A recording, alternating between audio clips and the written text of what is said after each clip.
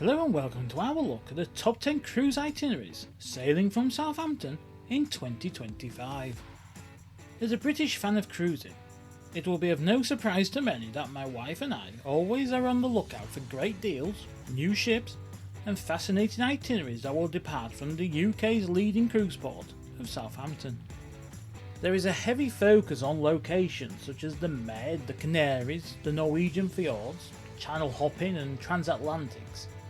And whilst they are all great options and you can and we have had great cruise holidays there, for those that are looking for more an adventurous getaway, there are plenty of possibilities. There is so much more of the world that can be experienced, either on a round trip from the port or on a repositioning cruise. And while some will only be open to those with a big budget and plenty of time, there are some that can be done in the same amount of time and for the same cost as visiting those destinations listed above. What we believe is the best and what you believe is the best will differ considerably, but we hope that you find these itineraries interesting and that they give you some inspiration for what is available aside from the more usual cruise ports. As ever, don't forget to like and subscribe, and why not leave a comment below, we would love to hear your views on this list. My name is Darren, and this is our look at the top 10 cruise itineraries sailing from Southampton in 2025. The Baltic Sea is one of the most popular regions for ships to head to and from when sailing out of the UK. Whilst these itineraries have had to change recently to avoid St. Petersburg, there are still lots of great places to visit. Unfortunately, it can be the case that many just head to the same ports and the same major cities and spend far too much time at sea in an area where countries are close to each other. For our number 10 entry, we have chosen the 11-night sailing on board the Norwegian Prima between Southampton and Copenhagen in Denmark, which takes in many great ports in the Baltic Sea. It's fair to say the itinerary does have a slow start, with some ports that are well away from the destination the line promotes them as, so Zeebrugge for Bruges, Amoden for Amsterdam, and Vandermonde for Berlin. But after that, it takes you to a good mix of big cities, popular tourist spots, and some hidden gems that often get overlooked. You also enjoy journeying in one of our favourite Northern European cities, with great connections to get back home. If you want a great itinerary on board a luxurious cruise ship, such as the Vista from the Oceania Cruise Line, this 14-night summer getaway could be the itinerary for you. This one is similar to many itineraries that head to the Baltic Sea, where they just visit the bigger cruise ports in the region, but this one does stand out for one major difference. You get overnight stays in many of the ports. With the likes of Northern Germany, Stockholm and Oslo having so much on offer, the chance to spend a couple of days exploring really does add on to this itinerary, and with the long days in the region during the summer, you can really make the most of your time on shore. Set sail with P&O Cruises on board their Arcadia cruise ship in January to avoid the cold of the British weather with a Caribbean and North American adventure, and also takes in a Panama Canal transit. This journey has lots of variety and plenty of bucket list ticking off as you head west from the UK to the Pacific. After warming up from the cold Atlantic crossing by spending a few days in the Caribbean, you then enjoy a full transit of the iconic Panama Canal, before visiting the Mexican Riviera and ending in San Francisco. You can then spend time exploring one of the United States' top tourist hotspots before flying home with plenty of memories and photos to keep you going through the dreary last legs of winter. The Sky Princess is one of the Princess Cruise Line's biggest and newest cruise ships, so this 31-night Mediterranean adventure will give you plenty of time to explore all that it has to offer. We tend to have two big issues with Med sailings, starting with the number of ports that are so big you dock too far from where you want to be and you're left with either having to get a port shuttle or an excursion. And the second issue we have is that most itineraries will take in many similar cruise ports. So for example, if you start off by visiting ports in the north of Spain before heading into the Med, you'll then visit ports in the south or east of Spain once you're there.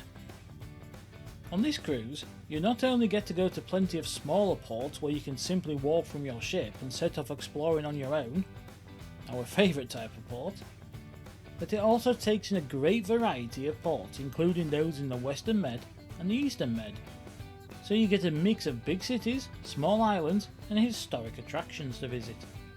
The journey also takes in some of our favourite cities in the region, including Lisbon and Barcelona, and you also get an overnight stay in Istanbul, allowing plenty of time to experience that magical city. This entry allows you to take advantage of the long summer days up near the Arctic and visit a couple of our favourite countries for visiting on a cruise, Greenland and Iceland. Sailing on Princess Cruises' Emerald Princess cruise ship, the itinerary starts with a stop off in Cornwall and the Republic of Ireland, before setting off on a long journey up to the stunning scenery of Greenland. After a couple of stops there in Karkatog and Anatolek, it is back out into the North Atlantic Ocean for a couple of days before arriving in Reykjavik, the capital city of Iceland. From there you head up to the fjord region of the country before making a beeline for Southampton.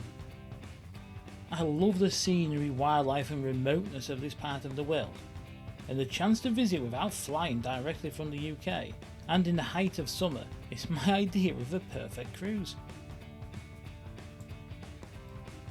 On the face of it, it's perhaps surprising there are not all that many ships setting off from the UK to South America, as it's basically a straight line across the Atlantic Ocean to get there. But most of the ships on transatlantics head to either the USA or the Caribbean, and it's just somewhere that can get overlooked. This 78-night getaway on board Cunard's Queen Victoria not only allows you to cross the Atlantic, but it takes you around the Cape Horn and up the Pacific coast of South America, before crossing the Panama Canal and then heading back to the UK. Living up to its name of a South American adventure, this cruise visits plenty of famous cities, including the likes of Rio de Janeiro, where you have an overnight stay, Montevideo, Santiago, and an overnight in Buenos Aires. It's not all about the cities that you explore, however, as in a region known for its natural beauty and incredible wildlife, you have plenty of time in the Chilean fjords and in smaller ports that are perfect for wildlife watching excursions. To finish with, you also visit some of the Caribbean's best islands, and then you get to tick off a full transit of the Panama Canal from your bucket list. If you were to name 100 places you can visit directly from Southampton, the chances are that you won't list going up the Amazon River and into the Amazon rainforest, but not only can you do that, but you can do it with a major cruise line. Sailing on board P&O Cruises' Aurora cruise ship, this adventure first takes you to the Canaries, and then continuing south to Santa Ana, which is a port on the Amazon River. You then continue cruising up the river to the city of Manus, which is about 1,000 miles from the ocean and deep in the heart of the rainforest. You then get to visit a few of the ports on the river before heading north to take in destinations in Central America and the Caribbean, including a partial transit of the Panama Canal.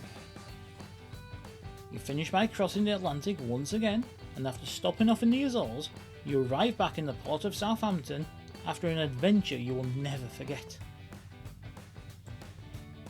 If you have always wanted to experience the midnight sun, and I would recommend it, this is our pick of the many itineraries heading up to the Norwegian Arctic in 2025.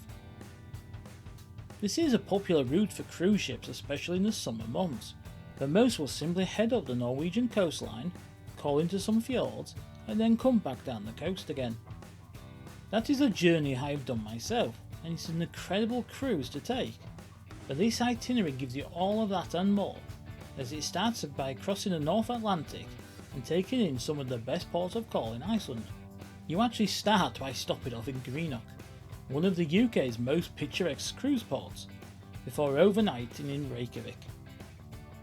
You then spend the best part of a week sailing around Iceland before heading to the northern coastline of Norway and a stop in Honningsvåg. Here you can stay up late, watch as you sail past the iconic North Cape, and then take in the midnight sun as you look north over the Arctic Ocean. Your trip back to Southampton takes in the stunningly beautiful Lofoten Islands and then a range of Norwegian cruise ports, including some in the Fjorden region, before heading back across the North Sea and into Southampton. This itinerary is a great one for those who don't like to fly, but still want to experience either the laid-back nature of towns and cities of the Canadian Atlantic coast, or the hustle and bustle of some of the biggest cities on the northeastern coast of the United States. Sailing with P&O Cruises, its 30-night getaway on board the Aurora cruise ship starts with a relaxing 5-day crossing across the Atlantic, before arriving at St John's on the Canadian island of Newfoundland. That is one of our favourite entries into any cruise port, and the next few days continue with stunning arrivals into ports full of outstanding natural beauty as you sail south from Canada, across the border into Maine, and then you arrive in the huge city of Boston in Massachusetts. You get an overnight stay in the city which allows you to explore all that is on offer during the day, before heading out for a meal and maybe taking in a theatre show. The same can be said for your next port of call, where you get an overnight stay in the metropolis of New York, before heading north for more beautiful ports across the US-Canadian border, and then setting off once again on your long transatlantic voyage back to Southampton. If you had almost unlimited funds and all of the time needed to enjoy it, there is only one option for many, and that is a world cruise.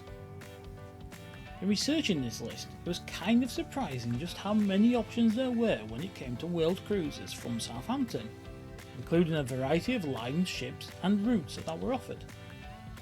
There was one itinerary that stood out over the others, and that was a 106-night world cruise on board Fred Olsen's Ballet cruise ship, that not only sails around the world, but it sails around the bottom of the world, which takes in an incredible variety of destinations. The cruise starts by heading south down the Atlantic coast of Europe, and then crosses the ocean via the Canaries and the Azores, before arriving in Rio de Janeiro in Brazil. You then visit some of South America's top cities such as Buenos Aires and Montevideo, before cruising through the Chilean fjords and around Cape Horn. Then you sail across the Pacific Ocean and take in many of the islands that can be found there, before arriving in Australia and visiting the likes of Sydney, Melbourne and Perth, which is great for any rugby league fans out there.